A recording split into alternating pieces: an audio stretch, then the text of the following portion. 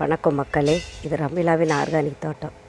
இன்றைக்கி என்ன பார்க்க போகிறோன்னா, ஒரு அரிய வகை பூச்சி தாங்க பார்க்க போகிறோம்.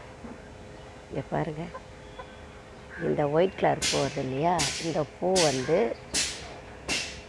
என்ன பூன்னு சொல்லுங்கள் பார்க்கலாம். இது சுண்டக்காய் பூ.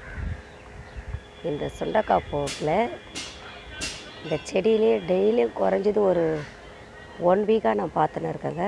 ஒரு வாரமாக போன திங்கக்கிழமைலேருந்து நான் பார்த்துன்னு இருக்கேன். இன்றைக்கி பார்த்தீங்கன்னா சனிக்கிழமை நான் பார்த்தேன். ஆனால் அந்த பூச்சி ஒரு நாள் இருந்தது. ஈவினிங் ஒரு 7 மணிக்காக தான் பார்த்தேன் நான். அது என்ன பூச்சின்னு பார்க்குறீங்களா? பாருங்க,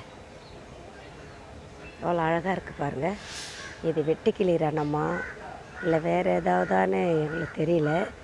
ஆனால் அழகாக இதுக்கு வந்து ஒருத்தருக்கு மட்டும் பேர் வச்சுருக்காங்க. என்ன பேருனா பஞ்சவர்ண கிளி. ஏன்னா இதில் பாருங்கள், ரெட்டு இருக்குது, தொடுறதுக்கே ஒரு மாதிரியாக இருக்குது. இங்கே பாருங்கள், ரெட்டு இருக்கா, க்ரீன் இருக்கா, எல்லோ இருக்கா, ப்ளூ இருக்கா, இங்கே தெரிதானத்தில் ஒயிட் இருக்குது. அதேமாதிரி கீழே பார்த்தீங்கன்னா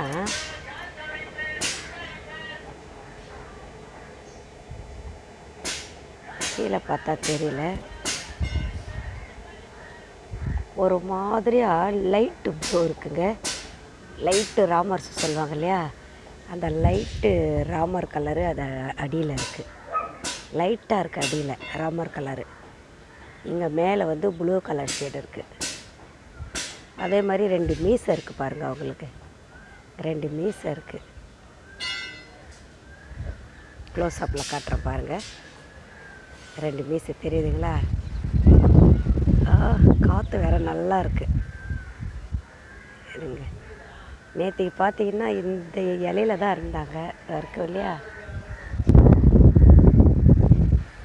அவங்களுக்கு நல்லா ஊஞ்சல் மாதிரி இருக்குது. காற்றுல போயிட்டு ஆடிட்டு வர்றது இருக்கு இல்லையா. இந்த பூவில் தான் இருந்தாங்க நேற்று. இருங்க, அவங்களுக்காக இதை நான் கிள்ளிடுறேன். நான் வீடியோ சரியாக தெரியல இல்லையா, போயிட போகிறாங்க. அப்படியே திரும்புகிறாங்க பாருங்கள், தெரியுதுங்களா? 2 மீசை இருக்குது பாருங்கள்.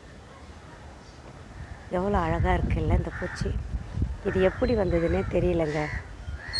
நான் என்ன நினைக்கிறேன்னா, இங்கே பார்த்தீங்களா, புங்க மரம் இருக்குது இல்லையா, இந்த புங்க மரத்தில் ஒரு புழுங்க, அது குறைஞ்சது இவ்வளோ சைஸு தான் இருக்கும்.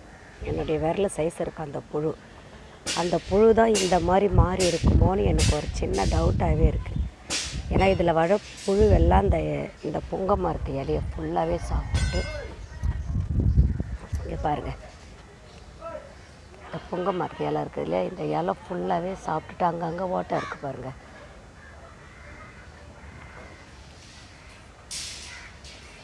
எல்லாத்தையும் சாப்பிட்டுட்டு அந்த புழு வந்து நல்லா என்னுடைய விரல் சைஸில் இருக்குங்க. அவ்வளோ தடிப்பாக இருக்கும். ஒருவேளை அந்த புழு தான் இது இந்த மாதிரி நேரம் மாறி இருக்கா என்னன்னு தெரியல. யாராவது பார்த்தீங்கன்னா உங்கள் வீட்டாண்ட புங்க மரம் இருந்ததுன்னா அந்த இடத்துல இந்த பூச்சி இருக்குதான்னு கொஞ்சம் கமெண்ட்ஸ் பண்ணுங்கள். இங்கே பாருங்கள், ஒரு 8 கால் பூச்சி ஒன்று போகுது பாருங்கள். இது 8 கால் பூச்சி. அதை பிடிச்சி அதை சாப்பிட்றதுக்காக இருக்குதா என்னன்னு தெரியல.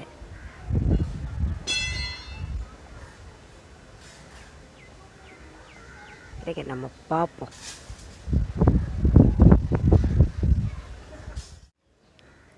இது பாருங்கள், எவ்வளோ கெட்டியமாக பிடிச்சினுக்குது பாருங்கள் கிளியை. தெரிதுங்களா உங்களுக்கு? மேலே ரெண்டு பிடிச்சின்னு இருக்குங்களா? இங்கே பாருங்கள், மேலே பிடிச்சின்னு இருக்குது, இந்த பிடிச்சின்னு இருக்குது பாருங்கள். அதேமாதிரி கீழேயும் பிடிச்சிட்டு இருக்குது. இங்கே பாருங்கள், மேலே பிடிச்சின்னு இருக்கா, அதோட கீழேயும் பிடிச்சிட்டு இருக்குது. நல்லா க்யூட்டாக விழுது பாருங்கள். பார்த்தீங்கன்னா இப்படி பார்த்தா எறா மாதிரியே இருக்குதுங்க. நம்ம எறா வாங்குவோம் இல்லையா கடையில், அந்த மாதிரி எறா ஷேப்லேயும் இருக்குது. இந்த கால் பாருங்கள், பின் கால் ஒன்று எப்படி போயிட்டு எப்படி பிடிச்சின்னு இருக்குது பாருங்கள். இந்த பின்கால் பாருங்கள், இப்படி போயிட்டு இது பிடிச்சின்னு இருக்குது. இந்த 2 கை எங்கே பிடிச்சின்னு இருக்குது, மேலே 2 கையை மேலே பிடிச்சின்னு இருக்குது. ஒரு மாதிரி அழகாக இருக்குதுங்க, க்யூட்டாக இருக்குது.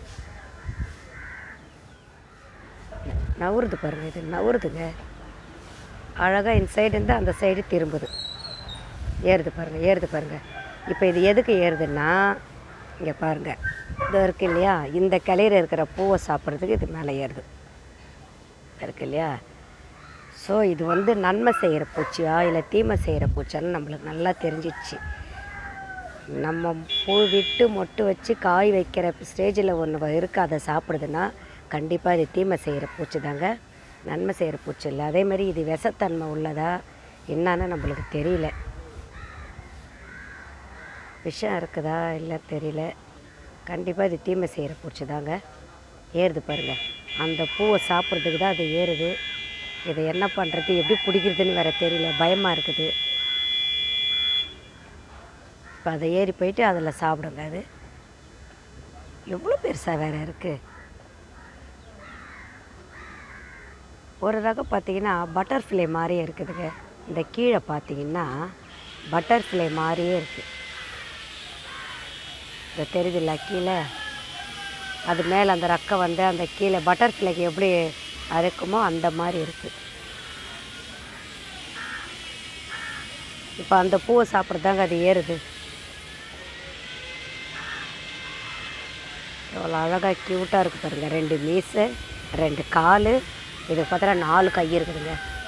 அதிகமாக விஷ முடியுதுன்னு சொல்லிட்டா இது கிட்ட நம்ம போவோன்னு நினைக்கிறீங்க, பார்த்த உடனே அடிச்சு கொண்டுருவோம்.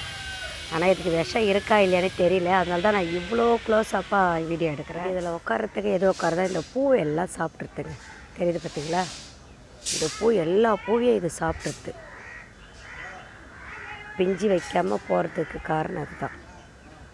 பூ நல்லா வைக்குது பாருங்கள், கொத்து கொத்தாக பூ இருக்கும் செடியில் எல்லாமே. பாருங்கள்,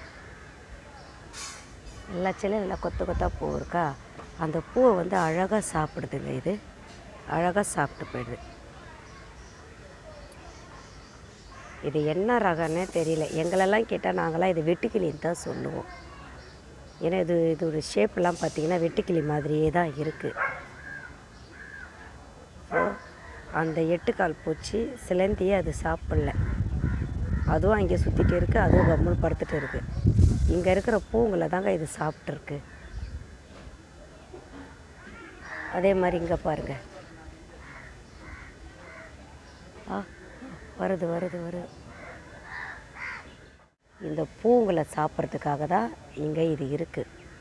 1 வாரமாக இருக்குது. ஆனால் எவ்வளோ அழகாக இருக்குல்ல, க்யூட்டாக இருக்குது. இங்கே பாருங்கள், இந்த 8 கால் பூச்சி அது எதுவுமே பண்ணலை, அது கிட்ட இருந்து அழகாக இவ்வளோ தூரம் வந்துடுச்சு. ஸோ இதோடைய வேலை வந்து பூச்சியெல்லாம் பிடிச்சி தோன்ற வேலை கிடையாது, செடி இருக்கிற பூவை சாப்பிட்றது தான் இதோடைய வேலை. அழகாக போகுது பாருங்கள், தெரியுதுங்களா உங்களுக்கு. ப்ளூ கலரு அடியில் லைட்டு ராமர் ப்ளூ இருக்காங்க. மொத்தம் எத்தனை கலர்னு பார்த்தீங்கன்னா ஒயிட் இருக்குது, எல்லோ இருக்குது, ராமர் ப்ளூ இருக்குது, டார்க்கு ப்ளூ அதாவது இங்கி கலர் இருக்குல்ல அந்த டார்க்கு ப்ளூ இருக்குது. அப்புறம் பார்த்திங்கன்னா என்ன கலர் இருக்குது, ஒயிட்டு சொல்லிட்டேன்னா ரெட்டு இருக்குது. மொத்தம் 1 2 3 4 5 5 கலர் இருக்குங்க. இதில் மொத்தம் பார்த்திங்கன்னா 5 கலர் இருக்குது.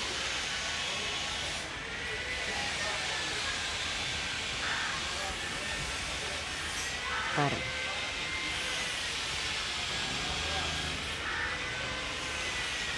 இதில் காட்டுறதுக்காகவே மாற்றி மாற்றி வச்சுன்னு இருக்கிறேன்.